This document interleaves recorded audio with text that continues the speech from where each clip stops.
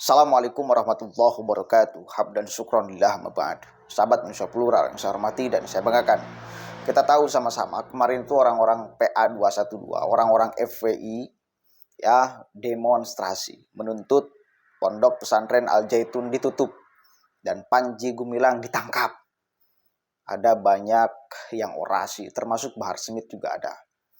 Tapi yang menarik sekali, ini ada orang yang ngakunya sebagai mantan wali santri. Dua anaknya yang pernah disekolahkan di sana.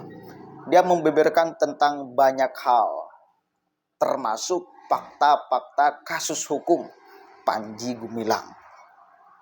Tapi ada satu yang menjadi perhatian saya ketika dia mengungkapkan tentang aset-aset Al Zaitun yang mesti dirampas dan dikasihkan kepada siapa.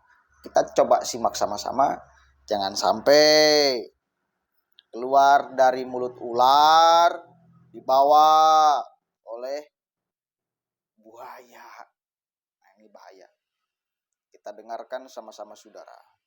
Sebagai fakta penyimpangan Panji Gumilang yang dikabarkan oleh si ibu ini, kita ambil untuk referensi, tetapi narasi urusan asetnya kita harus cek dulu. Kita harus analisis dulu.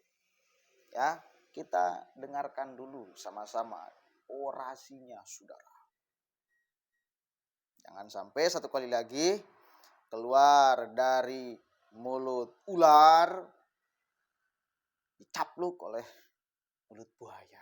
Ini berbahaya.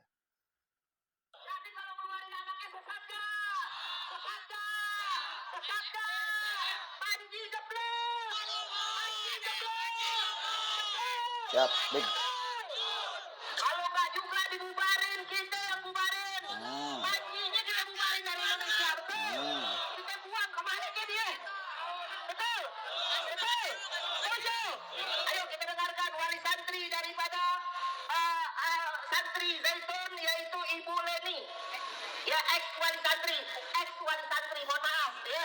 Berarti bukan wali santri lagi, tapi ex wali santri. Kepada Ibu Leni, waktu dan tempat kami persilakan. Terima kasih. Assalamualaikum warahmatullahi wabarakatuh. Bismillahirrahmanirrahim. La haula wala quwwata illa billah. Asyhadu an la ilaha illallah wa asyhadu anna Muhammadar Rasulullah. Saya berdiri di sini bersaksi sebagai wali santri, ex wali santri yang sudah menarik dua anak saya dari sana. Yang pertama itu sempat 3 semester, yang kedua hanya 1 semester saja. Di sana akhirnya saya menemukan banyak kejanggalan, kezoliman kepada pegawai, kepada wali santri, dan juga kepada santri-santrinya. Dan mereka karena wali santri dan juga pegawai-pegawai sudah mendapatkan doktrin sami'na wa ata'na yang salah dari Panji Gumilang, maka mereka harus menurut apapun yang diperintahkan, yang disuarakan oleh Panji Gumilang. Mereka di sana tidak bisa berkutik. Mereka di sana benar-benar terpenjara. Begitu juga santri-santri yang terpaksa mengikuti orang tuanya untuk bersekolah di sana. Banyak santri-santri yang tidak kuat, yang kabur, yang lompat dari tembok, yang pergi keluar lingkungan Mahat Al Zaitun untuk mencari kemerdekaan karena penindasan di sana. Kenapa saya bilang penindasan?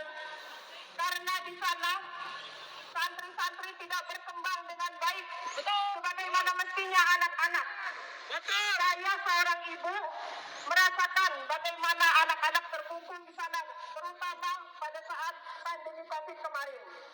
Mulai tahun 2020 mereka dipaksa untuk makan roti gandum sebagai pengganti nasi. Mereka seolah Panji Gumilang seolah mengharamkan nasi. Kenapa? Karena jika ketahuan makan nasi, anak-anak akan dihukum. Anak-anak dimarahin karena makan nasi. Sedangkan gandum yang diimpor saja, gandum yang tidak berkualitas, yang dicampur dengan kacang tanah dan lain-lain. Jadi anak-anak di sana sempat kekurangan gizi, anak-anak di sana sempat menjadi korban karena tidak diberikan gizi yang seharusnya didapatkan pada masa pertumbuhan. Dan ini saya buktikan dengan pergi ke dokter ahli gizi, kemudian juga dengan memakan roti gandum tersebut disinyalir juga menghambat kesuburan anak-anak perempuan. Anak saya yang perempuan yang nomor 2 sempat mengalami penundaan menstruasi, begitu juga teman-temannya sejak makan roti gandum. Dan ini sempat saya konsultan kepada dokter ahli kebidanan. Sedikitnya banyak referensi juga yang mendukung tentang hal itu. Di sini banyak sekali wali santri yang mengeluh juga karena dipaksa membeli sejadah seharga 7.500. Sejadah 1.500.000 yang kualitasnya tidak lebih dari seharga 250.000. Pemerasan yang terjadi di sana tidak hanya kepada diri sendiri, tetapi juga dipaksa untuk membayarkan sejadah untuk orang tuanya, untuk juga mertuanya dan juga saudara-saudaranya. Sejadah dibuat untuk saf sholat berjamaah yang berjarak. Hingga saat COVID sudah selesai pun mereka masih melakukan sholat yang berjarak.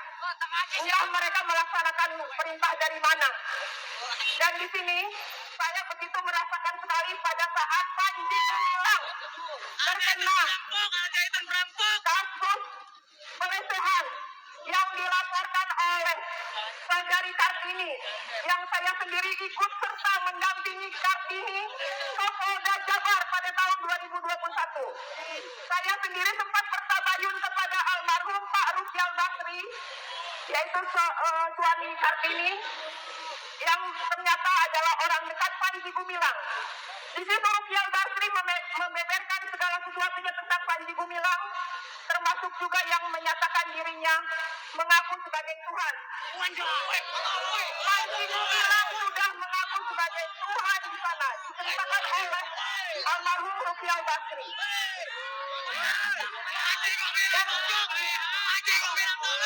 Dan setelah saya tabayun juga kepada almarhum Pak Rufial dan juga Kartini, saya juga mendapatkan bukti-bukti voice note Panji Gumilang bersama Kartini, juga satu video percakapan antara Panji Gumilang dan Kartini. Namun bukti-bukti tersebut saya heran ya, di Polda Jabar tidak cukup untuk menyeret Panji Gumilang ke ranah pidana.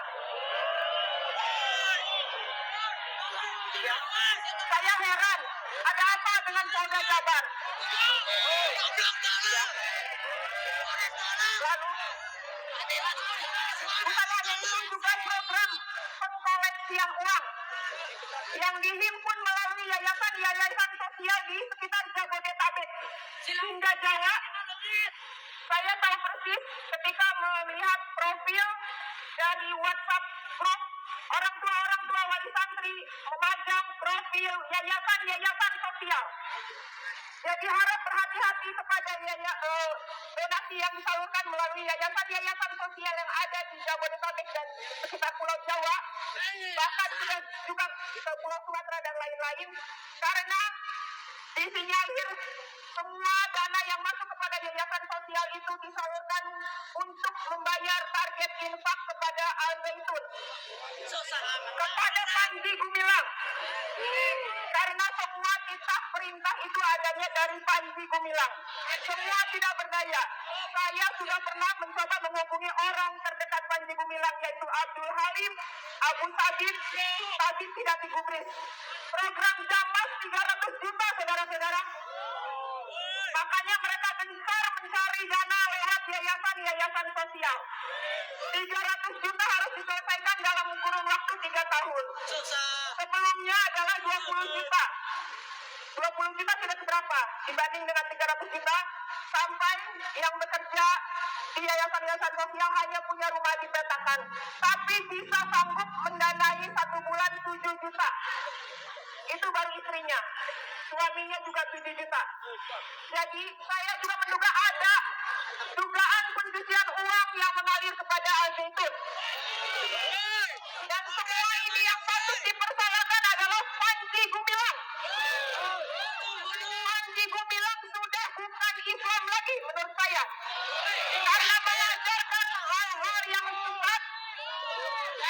dan mencontohkan hal-hal yang tidak baik, tidak benar diajarkan oleh agama yang semestinya diajarkan kepada pegawai-pegawainya juga kepada santri-santrinya.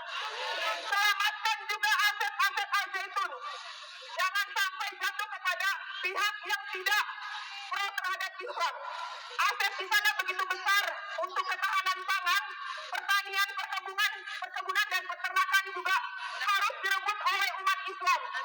Setelah misalnya Al-Zaitun ini ditutup, jangan sampai aset-aset di sana jatuh kepada pihak-pihak yang tidak berkepentingan kepada Islam.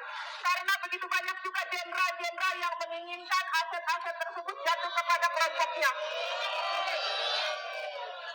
Saya sudah banyak mendengar saksi-saksi bahwa ada juga setoran kepada jenderal-jenderal. Dan juga saya baru tahu belakangan dari Pak Imam Supriyanto, bekas petinggi Yayasan YPI, bahwa intelijen itu, bahwa adiknya Panji, dan dalam hal ini selamatkan umat, selamatkan pegawai-pegawai yang di sana tersandra, yang di sana tersiksa, terzalimi oleh tuntutan Samina wa Ata'na oleh Panji Gumilang. Selamatkan santri-santri yang tidak berdaya, yang sesungguhnya tidak ingin disekolahkan di sana. Silakan teliti bahwa sejak saya juga menarik anak-anak saya, banyak santri-santri yang pindah berguguran. Selain juga karena tidak sehat, mereka juga memang tersandra dengan pendidikan yang tidak bermutu. Kuliah di sana, kuliah hukum juga tidak bisa lulus dengan ijazah. Silakan, teman-teman saya banyak di sana yang bersekolah hukum tidak bisa mendapatkan ijazah. Jadi harus diusut tuntas juga institut yang berada di sana. Terima kasih. Semoga saja Kementerian Agama bisa bijak hal ini, karena permasalahan Panji Gumilang ini sudah berlangsung puluhan tahun. Sudah banyak juga yang berguguran dari sana. Tidak bisa tidak, tuntutan masyarakat harus menangkap Panji Gumilang. Tangkap Panji Gumilang atas tindak pidana dan juga atas kezaliman yang dia lakukan terhadap umat-umatnya, terhadap santri-santri. Dan untuk tuntas juga kasus dia di Polda Jabar pada tahun 2021 bersama Kartini. Terima kasih. Oke, udah ya. Satu kali lagi, sebagai fakta penyelewengan, penyimpangan kasus hukum Panji Gumilang, ya kita sebarkan, kita tuntut untuk diselesaikan, termasuk katanya kasus pelecehan seksual ya kepada Kartini namanya. Tetapi untuk urusan aset, saya kira Kementerian Agama layak untuk mempertimbangkan urusan aset. Bila nanti Al-Zaitun tidak bisa selamat, tidak bisa diselamatkan. Artinya kepengaruh Panji Gumilang terlalu kuat di sana, lalu mampu mendoktrin banyak orang di sana, dan pada akhirnya Al-Zaitun tidak akan berubah bila tetap Al-Zaitun dibiarkan ada, meskipun ketuanya bukan Panji Gumilang, misalnya kayak gitu. Nah, kalau dipertimbangkan seperti itu, maka saya kira ya bubarkan aja, dan asetnya Kementerian Agama yang punya wewenang, saya kira untuk mengatur itu harus dipegang oleh siapa. Ya intinya negara harus hadir untuk menyelesaikan persoalan ini. Jadi jangan juga nanti ada sekelompok orang, sekelompok masyarakat yang merasa mewakili Islam lalu berhak untuk menerima aset itu. Saya kira juga nggak baik itu. Kembali ke pernyataan saya di awal, jangan sampai keluar dari mulut ular tapi dicaplok oleh mulut buaya. Ini nggak baik juga. Mudah-mudahan ada manfaatnya. Assalamualaikum warahmatullahi wabarakatuh.